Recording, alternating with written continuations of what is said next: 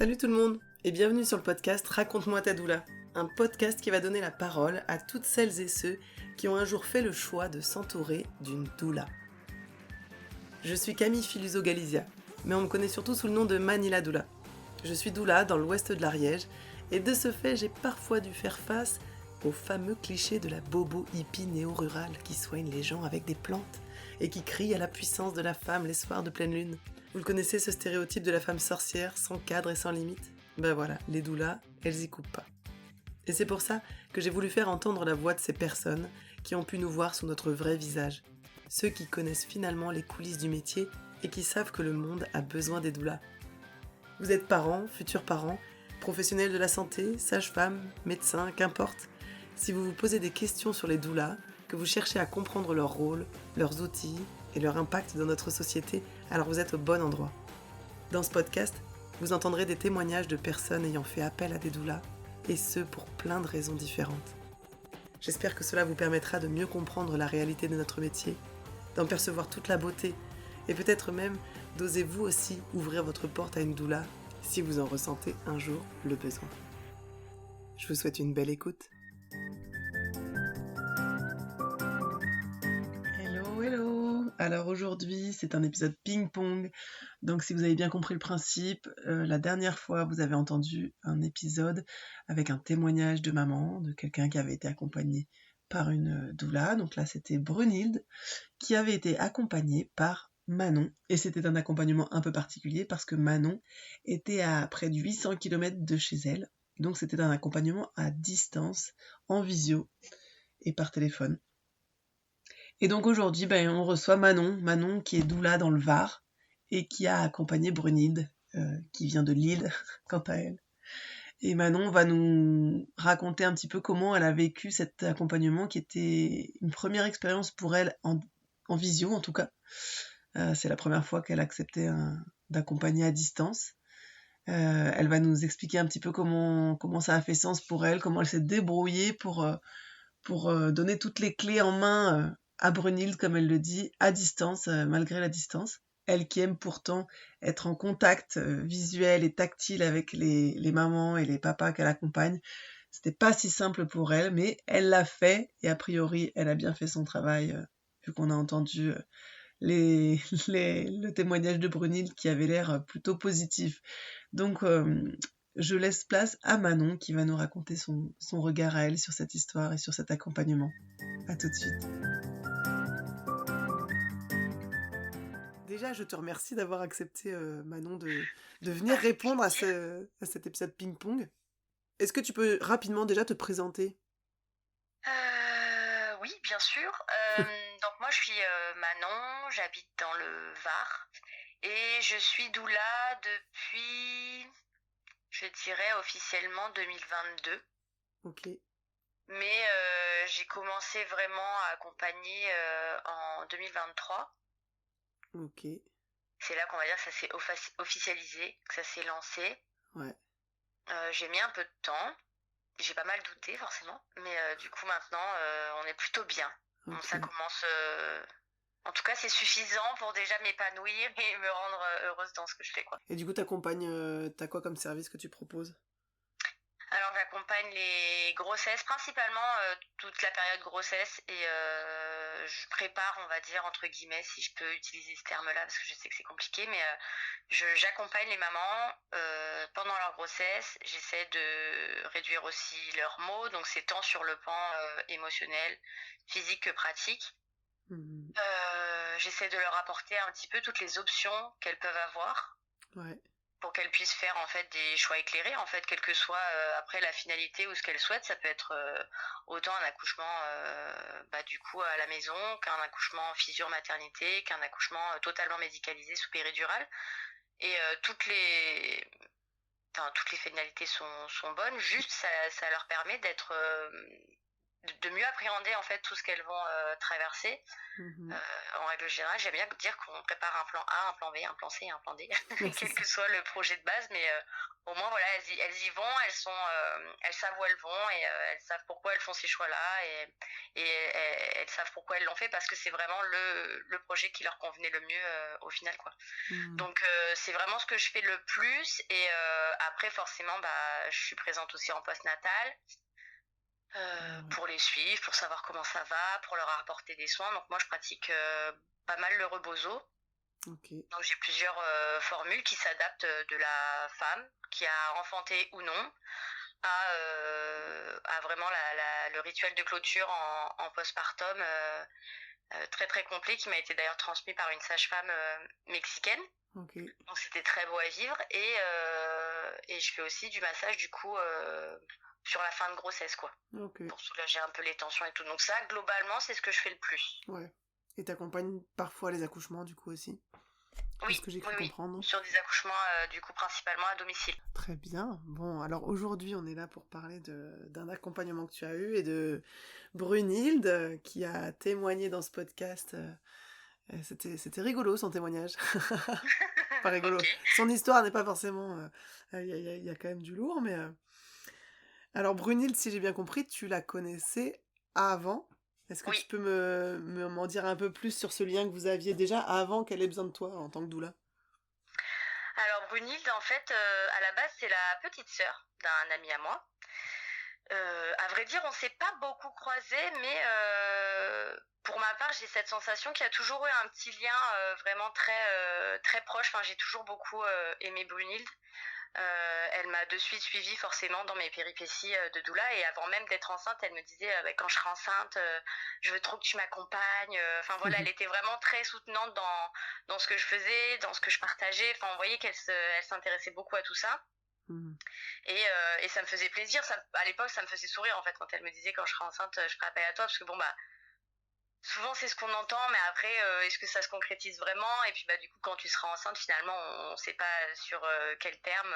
Voilà oui, ok, ce sera cool avec plaisir, mais on sait pas quand est-ce que ça va arriver. Puis finalement ce jour-là arrive où elle m'envoie un message, elle me dit bah voilà je suis enceinte et j'aimerais être suivie avec toi et là c'était fou, c'était vraiment chouette. Je me disais bon bah ça se concrétise, ça y est on y est quoi. La Brunette qui le suivait jusqu'à maintenant en disant oh là là c'est trop beau ce que tu partages, que tu fais pour les mamans, j'aimerais vivre ça et ça et puis bah là on y était quoi. Est-ce que Donc tu te c'était cool. rappelles à quel moment, dans quel contexte elle t'a appelé? Parce que alors nous, elle nous a raconté un peu le contexte, mais est-ce que toi, t'étais un peu au courant de tout ce qui lui arrivait? Oui, un petit peu, ouais. Bah, en fait, j'étais au courant au moment où où elle m'a annoncé la grossesse, en fait. Parce que du coup, moi, quand j'accompagne, je pose des questions sur les antécédents, entre guillemets, l'historique, etc. Et c'est à ce moment-là un peu qu'elle m'a tout raconté. Et puis, il y avait eu aussi un épisode, du coup, pas très chouette Ouais, avant, dont elle m'avait parlé. ouais, elle en Donc a là, c'était parlé. un petit peu le miracle aussi qui est arrivé derrière. Donc, Ouais, à ce moment-là, c'était plus des discussions avec toi, c'est-à-dire qu'elle t'avait pas embauché, entre guillemets, en tant que doula, oui, c'était... non, non, à l'époque, en fait, on discutait beaucoup. C'est ça aussi qui avait créé déjà un premier lien. C'est-à-dire que quand elle avait des questions, des choses dans ce qu'elle traversait, on en discutait beaucoup, quoi. Ouais, sachant Mais que de toute tout façon, à fait en tant que, enfin, de manière amicale, on va dire. Enfin, j'étais pas à ce moment-là officiellement sa doula, effectivement. et oui, surtout que vous habitez un peu à l'opposé l'une de l'autre, quoi, de ce que je... Oui, tout à fait. Elle est à l'autre bout de la France, quoi. Moi, je suis dans le sud et elle est dans le nord. C'est ça. Et tu te rappelles à quel moment, vraiment, clairement, il y a eu les choses de poser et de cadrer, genre, non, mais en fait, c'est toi que je vais payer pour être ma doula, parce que c'est une chose d'être l'ami qui conseille, mais c'est autre chose d'être vraiment payé pour ce qu'on fait, et que ça rentre dans un autre processus, et c'est pas la même chose, quoi. C'est un peu flou, moi, le moment où vraiment, parce qu'en fait, je suis très dans cette démarche de, enfin, j'ai toujours accompagné aussi les gens, enfin, surtout du coup à mes débuts, à faire, en fait, à donner des informations et presque à accompagner, mais sans être vraiment l'accompagnante officielle. Mm, Donc, pour moi, il y a une espèce de mélange de cette phase avec la phase où ça s'est officialisé, parce que pour moi, j'avais la sensation de déjà l'accompagner en fait un peu. Enfin, j'étais déjà vraiment, je me sentais vraiment investie, j'avais envie de l'aider, j'avais envie que ça aille mieux, j'avais envie de l'accompagner, de l'épauler, de l'informer, enfin voilà. ouais. Donc il y a eu effectivement ce switch après où elle a voulu que je l'accompagne, mais ça a été finalement ça a beaucoup switché hein, sur ce fond d'accompagnement, pas d'accompagnement, parce que finalement, quand on a lancé l'accompagnement, on s'est vu une première fois, enfin on s'est vu donc en visio. Eh oui. Donc ça, c'était aussi un point pour moi qui me faisait un peu stresser, parce qu'en fait, Brunil, c'était mon premier accompagnement en visio. J'avais jamais encore accompagné personne en visio. Et bref, du coup, on se lance dans l'accompagnement, on fait la première visio, et puis je sens qu'elle a du mal à poser la deuxième rencontre. Ah ouais. Donc je me dis, bon, alors déjà que moi c'était quelque chose pas qui me stressait, mais en fait j'ai quand même un bon syndrome de l'imposteur et je me pose beaucoup de questions quand même sur ce que je peux offrir aux gens. Du coup tu t'es dit mince, finalement ça Ouais, allait pas ce et que en j'ai fait, fait. alors déjà le fait de lancer un accompagnement en visio, je me dis bon, est-ce que ça va être du coup à la hauteur de ce que je peux transmettre en vrai, parce qu'il y a quand même ce lien quand on a quelqu'un en face de nous, quand même c'est quand même très concret. Et puis il y a un jeu qui peut être des regards, de tactile, des choses qu'on peut apporter, par la présence. Ouais. Et là, ça va être peut-être un peu froid. Comment je peux amener certaines choses? Est-ce que je vais pouvoir détecter chez elle ses besoins et lui apporter vraiment le bon bagage alors qu'elle n'est pas à côté de moi. Donc déjà ça me stressait. Et du coup, quand j'ai vu qu'elle lançait pas la deuxième, j'ai dit peut-être que c'était pas terrible en fait la première visio. Et que s'est dit finalement j'ai pas besoin de la suite, ou je sais pas, ou ça matche pas, ou voilà. Je t'ai dit bon, d'accord. Donc on avait officialisé, mais finalement j'avais l'impression que ça allait peut-être pas aboutir, quoi. Et puis du coup je doutais de ce que j'avais pu apporter, etc. Et puis en fin de compte, en discutant, j'ai compris que c'était plus le côté un peu financier qui butait. Ah ouais. Et étant donné que je la connais et que elle est un peu loin, en fait j'ai réfléchi un peu, je me suis dit bon, en vrai si c'est ça, dans un premier temps je lui ai dit si tu veux on peut échelonner, tu peux même me faire dans 6 mois, 1 an, 3 ans, je m'en fous en fait. L'essentiel pour moi c'était qu'elle ait l'accompagnement et qu'elle puisse être armée entre guillemets, préparée pour la naissance, etc. Et c'était le plus important pour moi en fait, c'était que la Brunil que je connais puisse avoir une bonne expérience. En tout cas, qu'on mette toutes les chances de son côté pour que l'expérience soit positive. Et oui, que ce et soit puis pas au final, un frein. je vais offrir l'accompagnement en guise de cadeau de naissance. Ah ouais. Oh, voilà. C'est beau. Voilà, du coup on a continué et je lui ai dit voilà, si c'est ça en fait qui bloque. Elle m'a dit oui, c'est un petit peu ça. J'ai dit écoute, si ce que je t'apporte ça te va et que tu veux continuer, moi ce sera mon cadeau de naissance, quoi. Ah, c'est un beau cadeau ça, dis donc. Du coup on a poursuivi, c'était chouette. De ce que j'ai compris, ça a été quand même assez bénéfique. Tu te rappelles un petit peu comment ça se passait ces visios? Est-ce qu'il y avait des questionnements en particulier qu'elle pouvait avoir? Et toi, est-ce que tu as fini par te sentir à l'aise devant la caméra, à pouvoir apporter ce que tu voulais apporter? Déjà, alors c'est bête que ça fonctionne comme ça, mais c'est vrai que le fait déjà de lui offrir, moi ça m'a détendu, parce qu'en fin de compte, finalement, il y a ce côté, au final, voilà, je vais t'apporter le max, et puis même si le cadre ou le format est pas très pro ou très... Parce qu'en fin de compte, on était à distance. Donc moi, par exemple, dans mon accompagnement, il y a une partie où on fait beaucoup de pratiques, en fait, avec le papa, avec des bercements, avec du rebozo, des techniques de massage sur la maman, des techniques de posture, de point de pression qu'on peut mettre en place le jour J. Et donc, en règle générale, c'est très facile à mettre en place quand on est avec les parents. Mais là, à distance, donc en fin de compte, on a beaucoup ri parce que j'ai dû prendre mon conjoint comme cobaye. Donc je me rappelle que voilà, ce visio, on a beaucoup ri parce que du coup j'étais au milieu du salon avec mon conjoint qui, bon, soit dit en passant, mesure 1m90 quasiment et pèse une centaine de kilos, avec son oreiller dans le t-shirt et moi en train de lui faire du rebozo sur lui, quoi, à 4 pattes dans le salon. Donc c'était vraiment très, très rigolo, mais du coup voilà, ça a lancé un petit vent de légèreté entre guillemets. Ça m'a permis de lancer en fin de compte cet accompagnement comme moi je le visualisais. Moi je suis j'ai un côté très stressé de ce que j'apporte, mais j'ai un côté aussi très chill avec les parents que j'accompagne. J'aime bien qu'on soit comme si on se connaissait, et voilà, on se prend pas la tête, et je t'apporte tout ce qu'il te faut, tout le bagage, et puis après en fait en gros t'en fais ce que t'en veux. Donc là ça a permis un peu de démystifier le côté vraiment esthétique, ou je sais pas, de la rencontre ou quoi. Et du coup on était à la cool et on a beaucoup ri, mais bon, l'essentiel était transmis quand même, qu'on avait réussi du coup à lui montrer des techniques pour que Guillaume puisse les reproduire sur Brunil, quoi. Tu sais s'ils s'en sont servis de toutes ces techniques rebozo au final? Il y a certaines postures qu'elle a fait, j'ai vu sur les vidéos, sur les photos du coup de la naissance. Trop Je bien. sais qu'elle a pu se suspendre, qu'elle a. À vrai dire, je sais pas. Elle m'a pas dit si Guillaume L'avait l'avait secoué. fait twerker ou pas avec son poteau. Et toi aussi, tu montres cette fameuse technique du Oui, body du shake. petit Moi, je l'appelle le pommier. Alors, il y a body plusieurs shake. noms. Il y a le pommier, il y a le chocolatito, j'ai Ah, le entendu aussi récemment. chocolatito, ouais, c'est. Et moi, j'aime bien l'appeler ça fait rire souvent dans les accompagnements. Bon, allez, on va faire twerker maman. On va faire C'est twerker. toujours drôle, quoi. C'est pas mal. C'est vrai que moi j'ai des fois ce problème, c'est que je leur montre souvent, mais le jour J, il y en a quand même très peu qui s'en servent de ce truc. Je suis un peu frustrée vis-à-vis de ça, mais bon, écoute. Ouais, c'est vrai.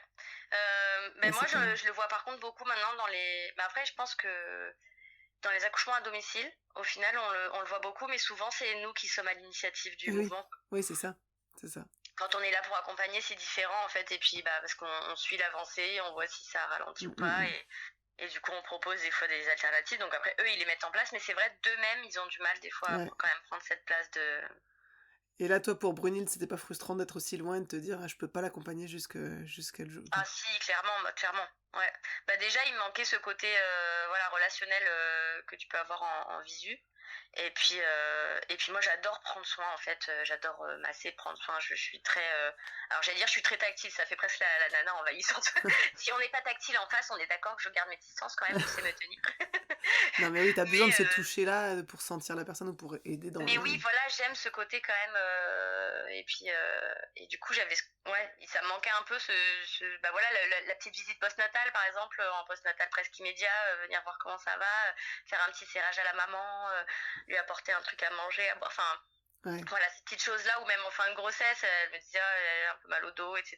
Et je me disais, putain, j'aimerais trop être pas loin et pouvoir lui faire un petit soin ou quelque chose, quoi. Mm. Donc là, j'ai espoir qu'elle descende dans le sud parce qu'elle a de la famille ici. Donc je lui ai dit, bah, tu viens, tu te fais un petit week-end là dans le sud, tu laisses bébé à la famille et je te fais un soin, quoi. Mm. Donc elle m'a dit, ah, ce serait trop chouette, mais donc on verra. On verra ce que ça donne. Mais c'est vrai que oui, ça a énormément manqué quand même. Ouais, oui, là, finalement, le seul. Enfin, le seul. Tout le travail que vous avez pu faire ensemble, c'était vraiment objectif. Elle, son objectif, c'était d'avoir un accouchement le plus physio possible. C'était ça, C'est hein. ça. Mm, Ouais, mm. ouais. Et cette préparation, c'était vraiment pour qu'elle ait tout clé en main, pour que la puissance revienne en elle et bon, qu'elle Oui, puisse s'en voilà, c'est sortir ça, toute qu'elle soit seule. maître Pas- de son accouchement, quoi. Même si en vrai, enfin, souvent c'est le cas de toute façon, enfin, je le dis pour toutes les mamans qu'elles ont déjà tout en elles, mais là, Brunil particulièrement, parce qu'elle était, en fin de compte, avant que je l'accompagne, elle était déjà très confiante dans le physio, elle y croyait vraiment beaucoup, elle était confiante dans la naissance, dans la capacité des femmes à enfanter. Même elle faisait partie des femmes un peu révoltées de cette surmédicalisation, etc. Donc vraiment, elle avait déjà tout en fait. Mais je pense que je lui ai juste donné vraiment la théorie du pourquoi t'es sûr. Ben, en gros, ça s'explique par ça. Ok, super. Bon bah go, on y va. Encore plus sûr quoi. Donc c'était chouette. Mais ouais, elle avait déjà tout en elle de toute façon, hein, clairement. Ouais, voilà, sacré caractère de Ouais, battante. c'est clair. Plus que battante, ouais. Ouais, Guerrière même. ouais, c'est ça, la guerrière. Tu lui as apporté aussi un peu toutes les. En même temps, à distance, ça doit pas être évident parce que je sais que notre rôle en tant que doula, c'est aussi de donner comment dire, des relais de gens à proximité, quoi, d'autres professionnels pour compléter des lieux, Oui, tu vois, pour accoucher. Alors, accoucher où, avec qui, où aller faire les échos, ou alors quel professionnel est plus bienveillant pour ça, et avoir un peu une liste de professionnels autour de soi. Mais là, à distance, comment t'as fait pour conjuguer bah, à avec ça? distance, moi j'ai essayé de l'aiguiller. Bah, déjà à la base, avant de l'accompagner, j'avais essayé de l'aiguiller sur une doula qui était proche de chez elle. Ouais. Je lui avais laissé le choix en fait. Enfin, de toute façon, elle l'avait, mais je l'avais verbalisé en lui disant écoute, c'est pas parce qu'on se connaît que bah on s'apprécie, etc. Que t'es obligé de me prendre aussi moi. Je sais à quel point justement une doula, de l'avoir physiquement à côté de soi, c'est important. Donc j'avais essayé de trouver des doulas qui étaient près de chez elle. Je lui avais transmis des personnes qui pouvaient potentiellement l'accompagner. Mais bon, après, il y a aussi une histoire de feeling et de Ouais. confiance. Donc finalement, ça s'est pas fait. Après, c'est vrai que sur les professionnels, bah, en fait, à distance, c'est plus du comment tu l'as senti, bah bien, tu l'as pas senti, bah change en fait. Switch, t'es pas bloqué avec quelqu'un. Moi, je les connais pas, je suis pas là avec toi, mais si tu le sens pas, Enfin Mm. voilà, souvent les personnes, les parents ont tendance à penser qu'ils sont bloqués avec un gynécologue ou avec un ostéo, n'importe quoi, enfin quelconque professionnel qui les accompagne. Mais bon, après la première visite, si ça va pas matcher, on peut en choisir un autre, quoi. Donc c'est plus là-dessus que je l'ai mise à l'aise. Ouais. Mais dans l'ensemble, elle a eu quand même... ça s'est quand même bien passé. Surtout le jour J, elle a eu une équipe qui était vraiment soutenante, donc ça c'est cool, quoi. Oui, alors revenons. Alors, le jour J, alors, est-ce que tu te souviens de ce jour? Est-ce qu'elle t'a prévenu? Comment ça s'est passé quand le travail a commencé? Elle avait quelques contractions. Elle m'avait envoyé un petit message pour me dire oh j'ai quelques pertes. Donc j'ai dit bon d'accord. T'es loin du coup. Tu dis bon est-ce que c'est régulier pas régulier. Donc bon après elle savait déjà les petites choses qu'il fallait mettre en place. Je lui ai dit bon bah d'essayer d'attendre le maximum avant d'aller à la maternité, d'attendre d'avoir vraiment des contractions régulières depuis un petit moment, de prendre un bain ou une douche pour tester si ça ralentissait. Enfin bref tous les petits protocoles en amont pour essayer d'être sûr qu'on soit sur la bonne voie et que le travail est bien lancé. Mais elle contractait déjà beaucoup quand même sur la fin de la grossesse, mais bon, voilà. Elle avait eu du coup un rendez-vous à la mater et donc elle m'avait tenue au courant. Bah voilà, le col a un peu bougé, voilà, bébé s'engage. Enfin, en gros tout est au vert et finalement bah après j'ai reçu un message, ça y est, Romy est née. Ah Donc ouais, c'était la folie quoi. Ouais, j'étais c'était trop contente. hyper rapide en fait.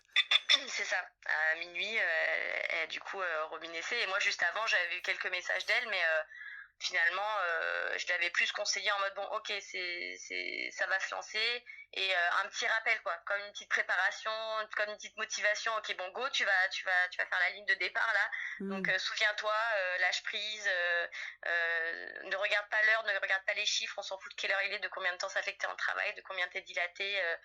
Fais slow life, ocytocine à fond, voilà, faites-vous des câlins avec Guillaume, support, t'inquiète, t'as tout ce qu'il faut, fais ton test de bain et vas-y en confiance, tout va bien se passer. Et puis du coup, bah finalement, Finalement, tout s'est après bien coup, il n'y a passé. pas eu plus d'échanges. Ouais, en fait, après, elle avait Non, tout. bah finalement, non. Après, je pense, bon, c'est un peu des fois, quand il y a des accouchements en maternité, des fois, c'est un peu le côté frustration de me dire, punaise, ils m'ont pas appelé ou ils m'ont pas. Mais en même temps, je me dis, bon, il y a pas eu besoin aussi. Et en fait, c'est ça aussi en tant que doula, c'est d'arriver à préserver la bulle et que finalement, ils aient pas besoin de nous. En fait, au final, Ouais.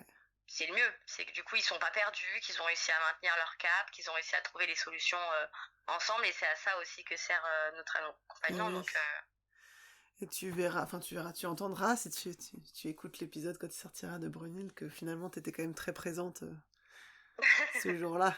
ouais, elle m'avait dit, j'ai beaucoup pensé à toi. Ah, vous en avez parlé quand même après, vous avez fait un petit Ouais, elle débrief. m'avait dit quand même que, voilà, que certaines choses que je lui avais dit résonnaient et tout, qu'elle y pensait. Donc voilà, c'est là qu'on se dit, bon, on a dit les bonnes choses, on a transmis les bons bagages. Ouais. Et on peut souffler. Ça y est, elle a eu sa belle expérience, tout se termine bien et Oui. Ouais, c'est magnifique, franchement. Ouais. T'as bien fait ton boulot, a priori. Ouais, c'est ça, on se dit, bon, Même en visio. visiblement, c'était pas mal. On s'est bien débrouillé. Ça t'a pas donné envie de refaire d'autres visios après, de développer la visio Bah du coup oui ça m'a ouvert ce champ-là. Je me suis dit bon ok, euh, potentiellement t'es légitime, on va peut-être pouvoir lancer ça. J'avoue que j'ai pas fait encore officiellement. En fait c'est plus le côté pratico-pratique qui me bloque quand même encore parce que j'aimerais faire des choses en groupe aussi en visio. Mais ouais, c'est plus le côté pratico-pratique qui me freine encore, le côté bah, quel support de visio, de machin, de trucs, enfin voilà. Ouais. C'est ce côté-là un petit peu embêtant qui des fois Toute la logistique. est compliqué à mettre, ouais voilà, c'est compliqué à mettre en place, on sait pas trop quel support, quel format, enfin bref, donc c'est plus ça qui freine, mais en tout cas, ouais, j'aimerais beaucoup pouvoir accompagner un petit peu plus les gens à distance, quoi. Dans cet accompagnement avec Brunilde, qu'est-ce que tu retiens, toi, de cet accompagnement à distance? Si tu devais retenir un truc, est-ce qu'il y a une leçon que tu as appris de cet accompagnement en particulier ou quelque chose qui t'a marqué? En vrai, il y a plein de choses, en fait, parce que du coup, ça a vraiment été... pour moi, ça a été un tremplin, ça a été une première expérience. Ça ouvre des portes. Enfin, je pourrais pas, en fait, les résumer à une seule chose. Il y a tellement de... C'est comme pour ma première naissance ou en accouchement à domicile où je m'étais dit, finalement, je ne serais pas une doula des naissances et finalement, tu te retrouves là avec un bébé qui pousse son premier cri, tu te dis, waouh, en fait, si. Et puis là, pareil, je m'étais dit, je ferai jamais des accompagnements en visio. Et puis là, en fin de compte, tu reçois un message à l'autre bout de la France où elle te dit, c'est bon, Romy est né, en plus de 4 kilos, sans péri, je suis trop fière de moi. Ok. Et tu chiales parce que du coup, tu dis, on a fait quelque chose de chouette en fait. On s'était dit non et puis finalement on a permis à une maman d'avoir une belle expérience et d'être fière d'elle, de se sentir puissante et tout. Donc ouais, en fait on va peut-être essayer d'arrêter de se fermer les portes en fait. Et ouais. Et est-ce que ça a changé quelque chose dans ta relation avec Brunhilde que tu connaissais déjà du coup? Oh bah oui, parce que du coup sur le postpartum, du coup on est resté très très en contact dès qu'il y avait un petit pépin et puis du coup je la connais avant Brunhilde c'était la jeune fille et puis aujourd'hui c'est la maman que et du coup c'est beau de la voir aussi évoluer, de voir son tempérament aussi s'affirmer, de voir que elle impose ses choix, qu'elle en est fière. Enfin, je vois ce qu'elle partage même voilà sur son compte Instagram et tout. Enfin, elle revendique en fait sa place de mère et sa maternité et ses choix de maternité. Et c'est trop beau. C'est vraiment beau à voir. Et en fait, je suis contente de pouvoir être spectatrice aussi de ça, de sa transformation, quoi. Et d'être toujours finalement présente quand même malgré tout, malgré sa force et tout. Dès qu'elle a un petit doute, une petite question, voilà, elle me demande et c'est toujours très chouette d'être là, quoi, de pouvoir la supporter. Ah, c'est trop beau. Ouais, ça maintient un lien particulier, quoi. Ouais, c'est ça. Ouais, complètement. Oh, bah, tu vois, et finalement, on a réussi à résumer l'histoire en moins d'une demi-heure. On Et est on pas est pas mal, mal. on est pas mal. Je pense que est-ce que tu veux lui laisser une petite dédicace pour quand elle t'écoutera? Oui, je peux. Mais c'est pareil, j'ai toujours tellement de choses à dire. Et puis de toute façon, je l'ai déjà dit, mais je le redis du coup que ma petite Brunille, tu avais déjà tout en toi de toute façon. Je te l'avais déjà dit dès le début, je savais que tu avais tout en toi. Et ça t'a permis juste de prendre encore plus confiance et de savoir que tu n'étais pas seule à croire en toi. Et tu as réussi. Alors encore bravo, encore félicitations pour tout ce que tu as accompli et pour la maman que tu es aujourd'hui. Oh, clap de fin, magnifique. Manon, je te remercie pour ce témoignage ping-pong qui fera écho Avec à... plaisir. Et c'est rigolo, bah tu réécouteras, il y a un petit écho à ce qu'elle avait pu raconter aussi que j'ai trouvé rigolo. Ah, chouette, j'ai hâte d'entendre ça.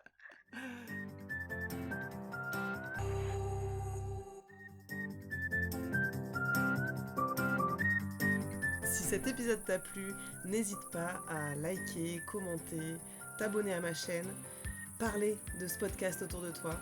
Parce que comme on dit, ce sont les petits ruisseaux qui font les grandes rivières. Et ça, j'y crois énormément. Donc je vous fais confiance à vous tous qui m'écoutez pour aider ce podcast à prendre son envol. Je vous souhaite une belle semaine à tous et à bientôt.